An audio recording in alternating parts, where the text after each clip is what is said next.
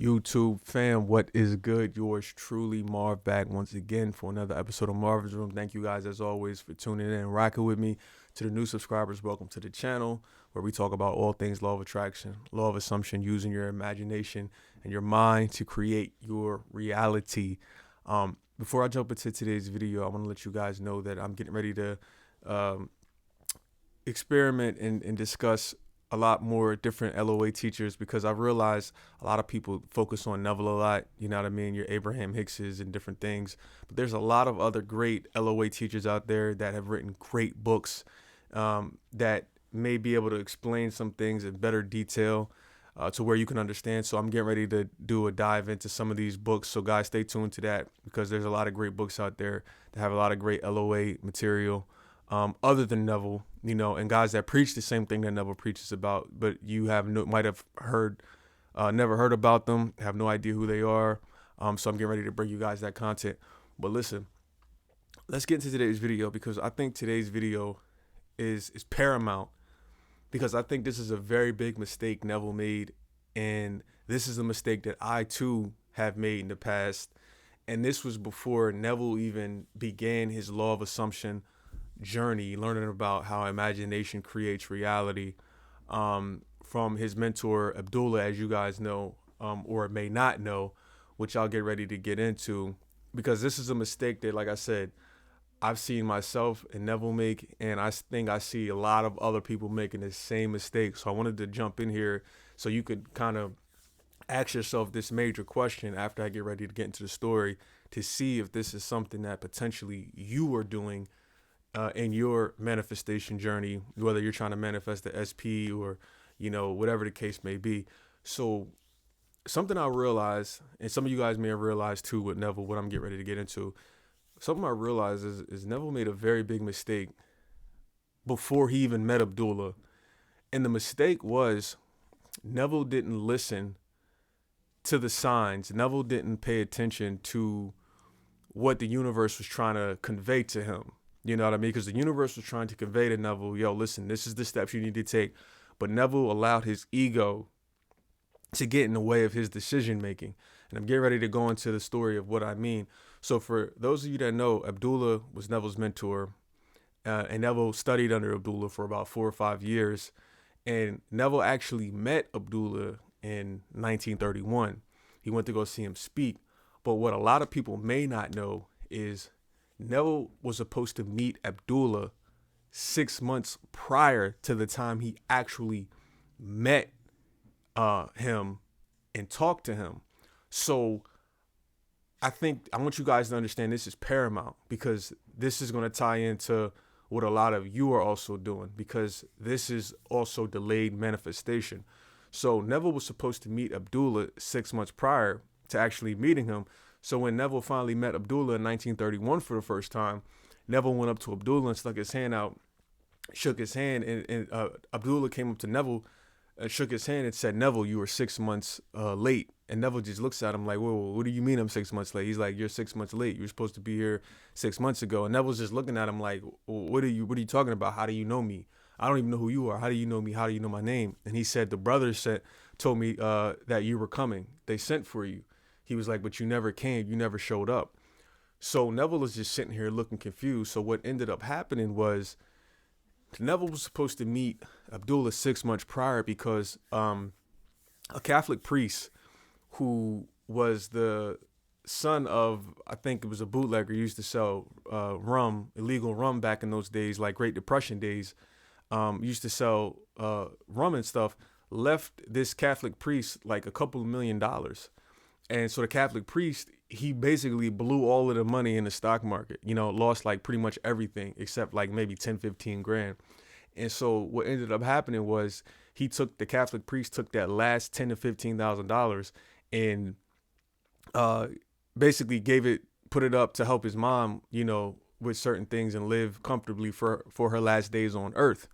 And Neville saw that. Neville sat back and saw that. And so when this Catholic priest came to Neville and told Neville, yo, listen, you need to go see Abdullah speak. You need to go talk to him.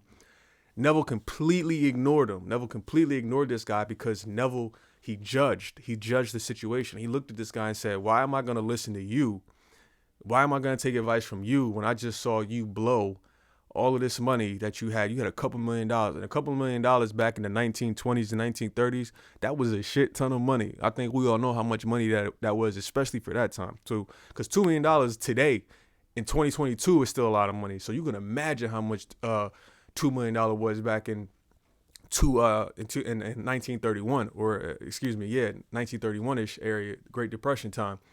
So Neville looked at him and was like, "Why would I listen to your advice when I just saw you blow all of that money? I see the decisions you make." Neville thought he was a moron. He thought he was an idiot. He loved him dearly, because that's what it said. He loved him dearly, but he didn't really pay any attention to things that he said. So, but by doing so, Neville shot himself in the foot, and he delayed his manifestation of meeting somebody like Abdullah to changing his life. He delayed that by 6 months, until he actually. So what ended up happening was Neville finally, like, he kept putting it off. He kept putting it off. Finding excuses, finding out, just trying to find anything to stop from going to see Abdullah. And then it got to the point to where he just didn't have any more excuses. He couldn't think of anything. So Neville was just like, all right, F it. I'm going to go hear this guy speak. You know what I mean? Because he just ran out of excuses. So he finally went to go see this guy speak. And then when he met Abdullah, that's when Abdullah said to him what he said to him. He's like, "Yo, how do you know me? You know what I mean? How do you know my name?" And he was like, and Neville said to him too, something else was crazy. Neville was like, "How do you know my name? We never met."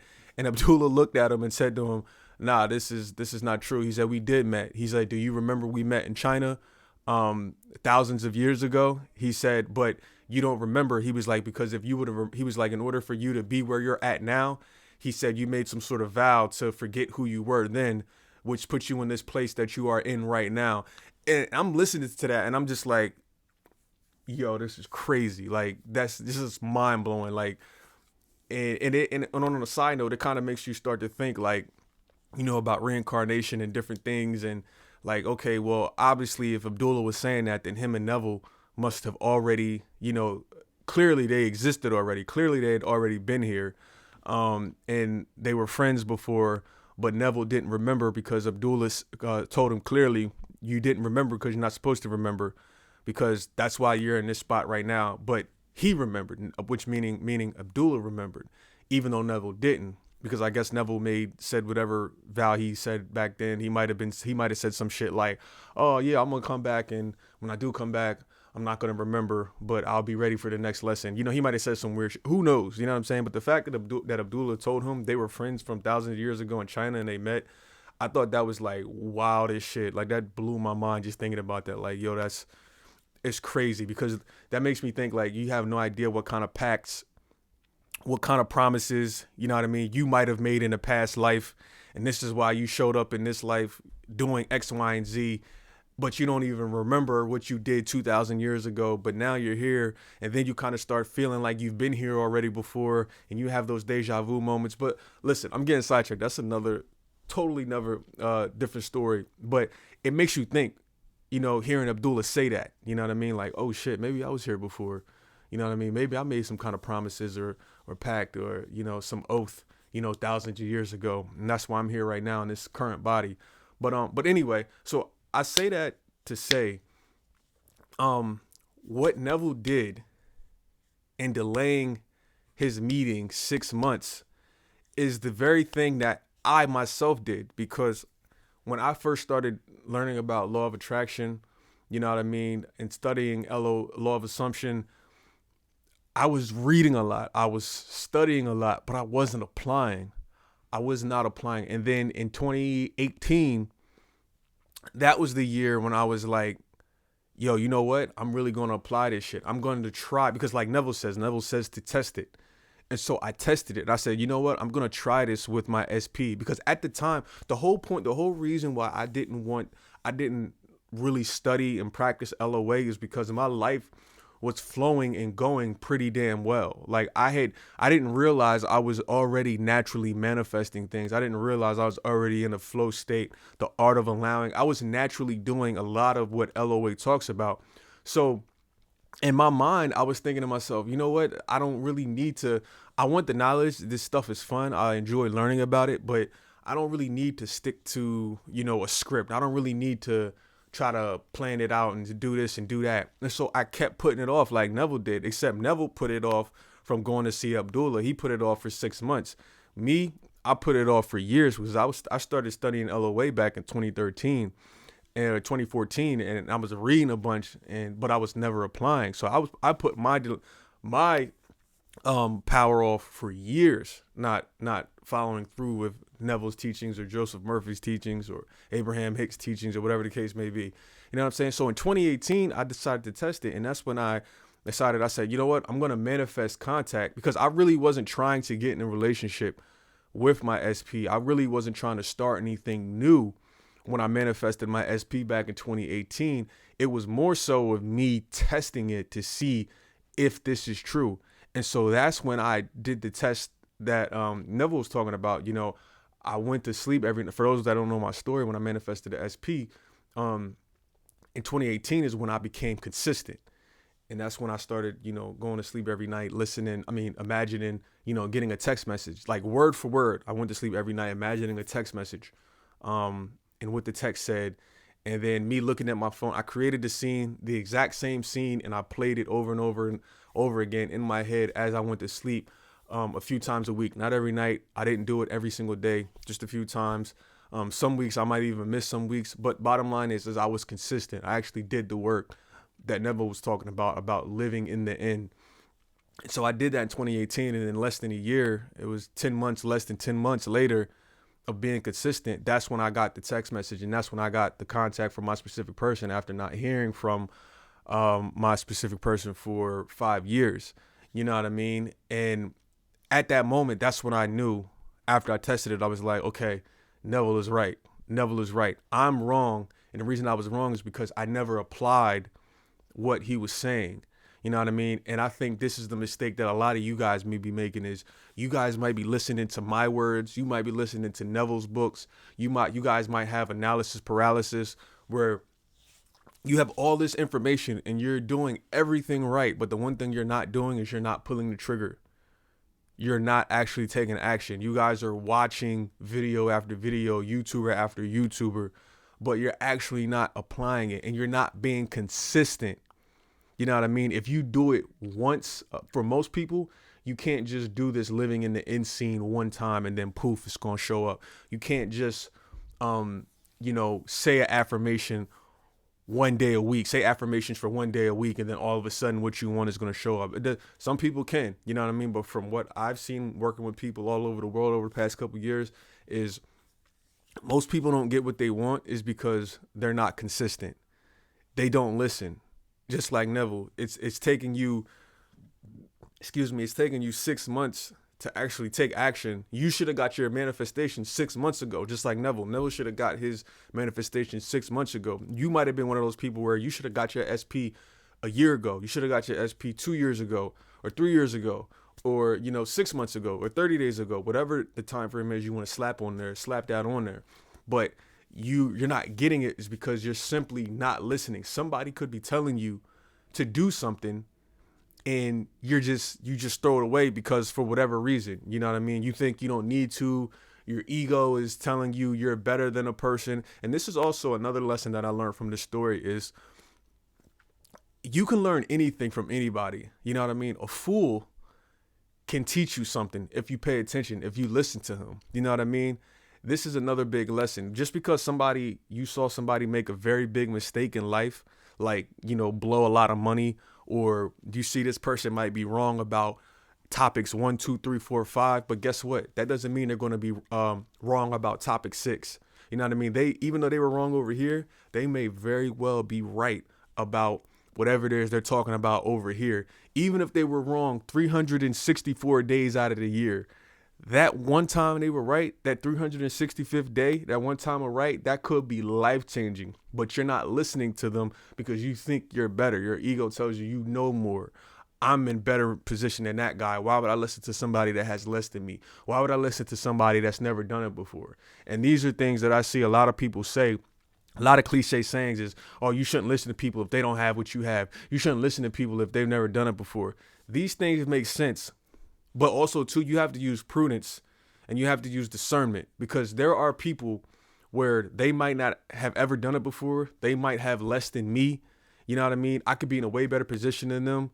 You know what I mean? They could look like they're at the bottom of the bottom of the bottom, but I guarantee I can learn something from that person.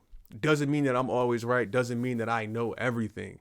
So I want you guys to understand you can learn something from somebody who, even if it seems like they know more or they don't know it's nowhere near as much as you could still learn from that person, and that person could still very much be right in what they're telling you, but you need to listen. So please ask yourself this question. Could you be the reason you are delaying your manifestation because somebody could be telling you some advice and you're not listening to it solely on the purpose of you think they don't know what they're talking about. You think they're wrong. You know what I mean? And you just think your way is right. You think, yo, listen, with this manifestation stuff, with life in general, get rid of your ego. Everybody can be your teacher. A 5-year-old can be your teacher. A 6-year-old, a 10-year-old, a 15-year-old can be your teacher. An animal could literally be your teacher. You know what I mean? A tree outside could literally be your teacher. Nature could be your teacher. You know what I mean? Everything in life is your teacher. We are all students. We're all growing. We don't know everything. You know what I mean? So I hope that you can look at this story and see how Neville delayed his own manifestation and ask yourself, are you doing the same thing as well? Because I have a feeling, in working with people and knowing people personally, I see how they delay themselves. I see how they're not consistent with, doing their end scenes or doing their affirmations. I can see how they're not consistent. I can see why their results are not consistent. You know what I mean? And so I want to challenge you guys to look in the mirror and really assess yourselves. And if that's you, just admit it and make the change and be consistent, because he or her, whoever's consistent with doing the right things, that's who's going to win. That's why that saying, the turtle always wins the race, rings true to this day, because it's the turtle wins. Why does the turtle win? Because the turtle is consistent. No matter how damn slow the turtle is always consistent. So he always wins and gets to his destination because he never stops, no matter how slow it takes. So guys, never stop. Never stop. Keep going. Stay consistent. Figure out a routine. Don't delay your manifestation like Neville, because most likely if you were consistent, you would have gotten what you wanted, a long time ago. All right, guys. It's been your man Marv back. Hopefully got some gems from today's videos. I'll talk to you in the next one.